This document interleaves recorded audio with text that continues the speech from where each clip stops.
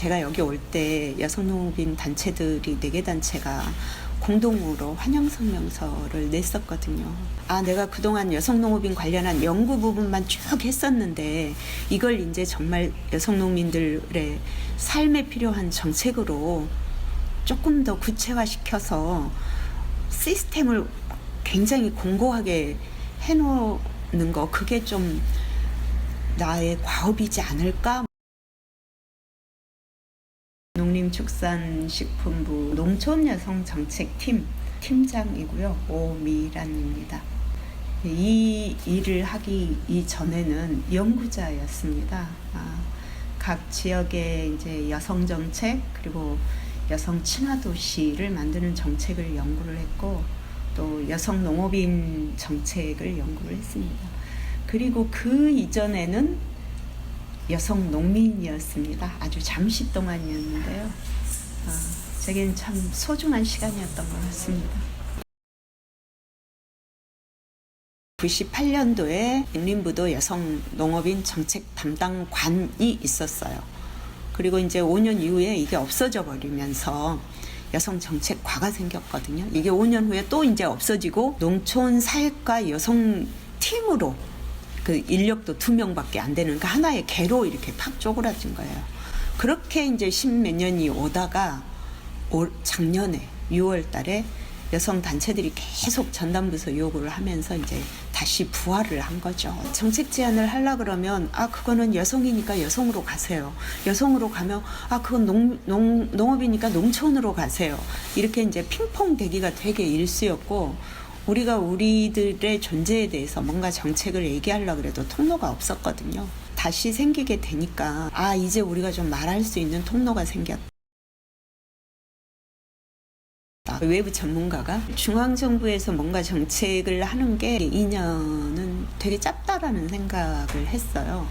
중앙정부는 정책 만드는데 한 2년 걸리더라고요. 그럼에도 불구하고 여기서 꼭 해야 되는 부분은 크게 보면 3가지인데, 하나는 내가 없더라도 시스템이 이게 성별로 좀 돌아갈 수 있게끔 그렇게 정책을 제도화하고 싶다.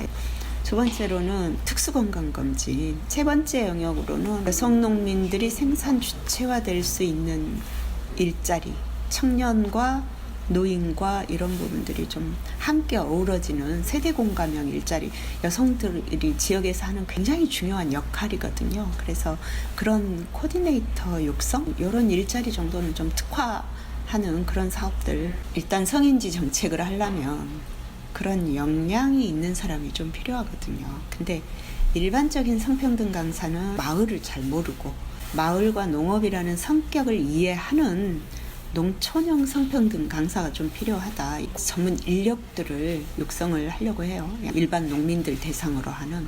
우리 농업 관련 전문 교육이 굉장히 많거든요. 근데 이 사람들이 대부분 오피니언 리더 그룹이에요. 강소농, 지역 공동체 사업하는 리더들, 그분들 교육에 의무적으로 이 교육 들어가도록 하고, 또 하나는 일반 공무원들이 여성농업인 정책을 잘 모르잖아요. 그래서 공무원 교육 과정에 아예 여성농업인 정책 이해 과정을 새로 저 오자마자 요구해갖고 하나 과정 설치를 아예 했습니다. 그래서 이런 걸 시스템화하는 부분은 굉장히 중요하죠. 이건 예산 없이도 할 수 있는 일이고, 저는 이 특수 과정을 1차적으로 농사를 짓고 있는 여성 농민들 중에 선발을 할 수 있도록 이렇게 좀 요청을 해놨거든요. 현장에 있는 여성 농민들이 실제로 자기들이 살고 있는 농업 경영 내에서 느끼는 불평등, 마을에서 느끼는 불평등, 이런 구체적인 문제를 해결할 수 있는 과정이 가능하다라고 생각이 들어서 그분들 대상으로 할 겁니다. 농촌의 가부장성보다는 농림부가 상당히 유연하더라고요. 다른 어떤 부서보다도 성인지 정책에 일단 앞서가고는 있어요. 그런데 현장, 마을로 내려가면 그렇지 않잖아요. 지금도 1인 1가구 투표하는 데도 있다 그래서 저도 깜짝 놀랐는데, 지금까지는 없어서 그랬겠지만 계속 이렇게 성인지적으로 그런 부분들을 설득해 나가는 게 제 이 자리의 임무가 아닌가, 그렇게 그냥 생각을 하고 있습니다. 가장 이상적인 그 성인지 정책 모델을 한번 만들어 봐야 되지 않겠냐, 이런 꿈도 좀 꿔보죠.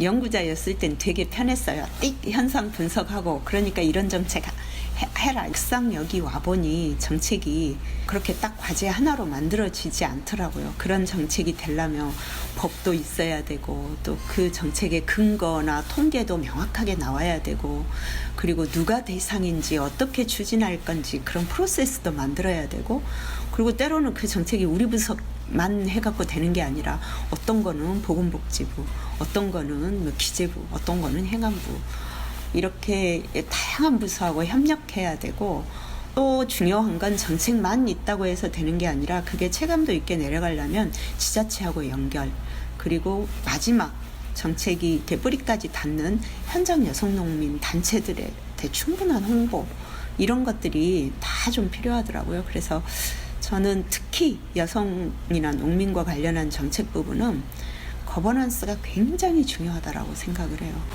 그래서 모든 정책을 추진을 할 때 그런 제가 이제 현장에서 느꼈던 거 연구하면서 느꼈던 거 이상의 또 이 정책으로 모아지는 과정의 프로세스를 좀 잘 해서 모범을 만들어야겠다는 생각도 있고 또 제가 그동안 가졌던 경험이기 때문에 가능한 프로세스도 있어요. 예를 들면 현장을 좀 잘 이해하고 또 연구자들하고 네트워크도 바로 할 수 있고 이런 건 되게 장점인 것 같아요. 저는 82학번이에요. 70년대 말부터 진보적인 여성학자들이 학교 내에 여성학과도 만들고 또 여학생들이 굉장히 운동을 많이 하던 시기였었어요. 여성 평우에 이런 이제 여성 조직들도 80년대 초반에 생기기 시작하고 또 선배들이 졸업 이후에 여러 가지 이유들 때문에 활동도 못하고 또 남자 선배들이나 남자 활동가들은 당연히 여성들은 자기들 뒷바라지 하는 존재로 생각하고 근데 이런 부분들에 대해서 여성운동의 자주성이 필요하다 이런 고민이 시작됐던 시점이지 않는가 싶어요. 지금은 이제 여성운동이 자기 정체성은 조금 더 명확해졌죠.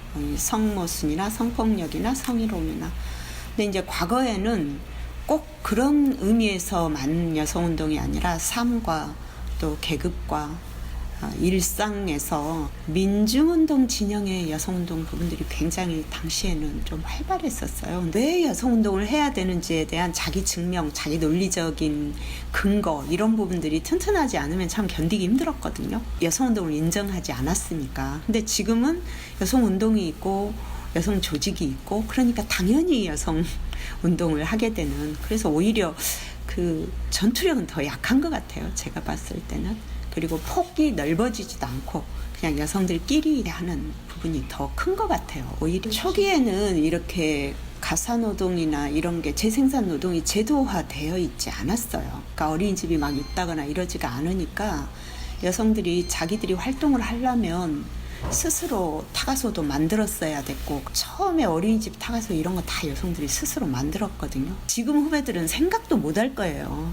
그러니까 저는 이렇게 살면서 보면 모든 여성들이 실질적으로 자기 활동이나 자기 삶을 조직하는 대부분의 경우는 선배 여성 운동가들의 희생에 의해서 만들어진 제도가 대부분이에요. 전현홍한테 맨날 하는 소리가 전현홍 회장님이 제 꿈인가 아시죠? 그렇게 얘기를 하는데 저는 사실 자급자족해서 살고 싶은 꿈을 굉장히 오랫동안 가지고 있었는데 우리 농업이 이제 자급자족 하긴 좀 힘들 것 같고 여성 농민 운동, 여성 운동, 여성 정책 이런 모든 부분이 한 단계 좀 패러다임을 바꿀 필요가 있다라는 생각을 해요. 그건 뭐냐면 전체라는 큰 틀에서의 위치 이 시각에서 좀 모든 걸 봤으면 좋겠어요. 그냥 우리 여성 요렇게 틀로만 보는 게 아니라 사람, 자연 더 크게는 우주 그런 속에서 자신의 위치 우리의 할 일 이렇게 크게 보는 운동, 실천, 정책 이런 고민들이 좀 있었으면 좋겠다. 마지막으로 해보고 싶은 거는 그냥 평범한 여성 농민들의 삶 그 삶 속에 들어있는 지혜 뭐 이런 부분들을 사실 소책자로 한번 엮어보고 싶은 생각이 있어요. 그녀들의 일상의 이야기 이런 부분들을 가능할지 모르겠어요. 가능하실 것 같은데.